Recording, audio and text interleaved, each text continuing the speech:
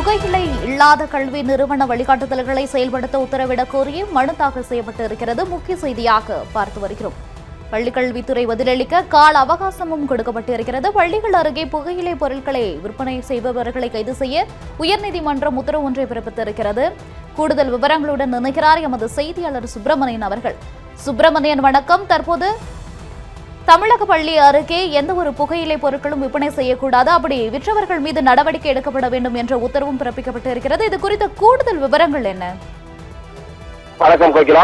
தமிழகத்தில் பள்ளிகளில் புகையிலை இல்லாத கல்வி நிறுவனங்களுக்கான வழிகாட்டுதல்களை முறையாக செயல்படுத்த உத்தரவிடக் கோரிய வழக்கில் பள்ளி கல்வித்துறை சார்பில் பதில் மனு தாக்கல் செய்ய கால அவகாசம் கோரப்பட்டதால் வழக்கு விசாரணையை ஆகஸ்ட் 31ஆம் தேதி உயர்நீதிமன்றம் மதுரை அமர்வு ஒத்திவைத்தது.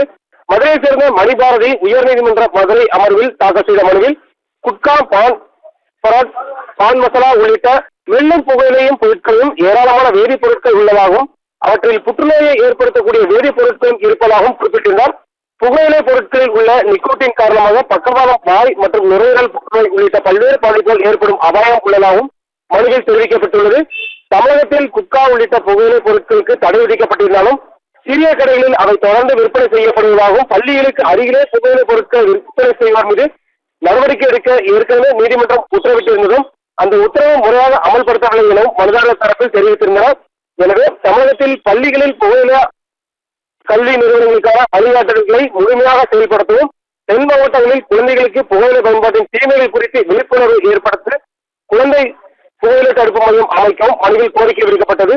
மேலும் ஆலோசனை நிபுணர், மருத்துவ பணியாளர் அல்லது குழந்தை உளவியலாளரை நியமிக்கவும், பள்ளி மாணவர்களுக்கு ஒவ்வொரு கல்வியாண்டிலும் குறைந்தது 2 முறை வாய்வழி மற்றும் பல் சுகாதார பரிசோதனை மேற்கொள்ளும் உத்தரவிட வேண்டும் என கோரப்பட்டிருந்தது. இந்த மனு நீதிபதிகள் சி. கார்த்திகேயன், ஆர். சக்திவேல் ஆகியோர் அடங்கிய விசாரணைக்கு வந்தது.